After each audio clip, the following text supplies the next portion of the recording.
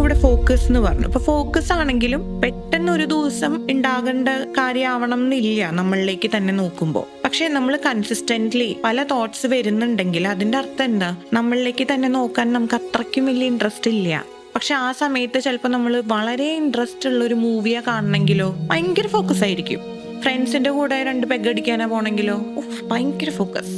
പകരം നമ്മൾ തനിയെ ഇരുന്ന് മെഡിറ്റേറ്റ് ചെയ്യാൻ നോക്കുമ്പോൾ ഫോക്കസ് ഇല്ല, because it's not familiar for us. വേറൊരു കാര്യം, ഞാൻ നേരത്തെ പറഞ്ഞ പോലെ കെമിക്കൽസിന്റെ വൈറ്റമിൻ ഡി നമുക്ക് കുറവാണോ, അല്ലെങ്കിൽ വൈറ്റമിൻ B12 നമുക്ക് കുറവാണോ? ഈ വൈറ്റമിൻ ഡിയും വൈറ്റമിൻ B12 എങ്ങനെയാണ്? ഇത് മാത്രമല്ല, ഒരുപാട് വൈറ്റമിൻസ് ഉണ്ട് നമ്മുടെ മെന്റൽ ഹെൽത്ത് ആയിട്ട് അസോസിയേറ്റ് ചെയ്യുന്നത്. കാരണം ഇപ്പൊ വൈറ്റമിൻ ഡി കുറവാണെങ്കിൽ നമുക്ക് ഭയങ്കര മൂഡ് സ്വിങ്സും, ശരീരമാകെ വേദന, മുടി കൊഴിച്ചിൽ വരാം, ഡിപ്രഷന്റെ സിംറ്റംസ് ഒക്കെ കണ്ടുവരാറുണ്ട്. പക്ഷെ പലരും ഇത് വൈറ്റമിൻ ഡി കുറവുകൊണ്ടാണ് എക്സ്പീരിയൻസ് ചെയ്യണേന്ന് ഒരുപക്ഷെ അറിയണം എന്നില്ല.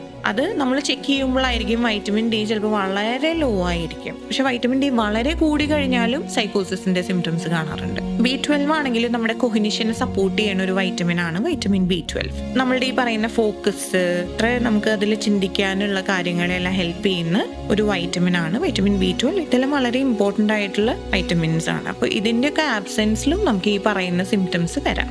പിന്നെ ADHD പോലെയുള്ള കണ്ടീഷൻസ് ആണെങ്കിലും നമുക്ക് ഫോക്കസ് ചെയ്യാനുള്ള ബുദ്ധിമുട്ടുകൾ പലപ്പോഴും കണ്ടുവരാറുണ്ട്. പക്ഷെ എപ്പോഴും നമ്മൾ കൺസിസ്റ്റൻസിയിൽ ഒരു കാര്യം ചെയ്യാൻ ശ്രമിക്കുമ്പോൾ നമുക്കതിൽ ഇംപ്രൂവ്മെന്റ്സ് കൊണ്ടുവരാനായിട്ട് പറ്റും.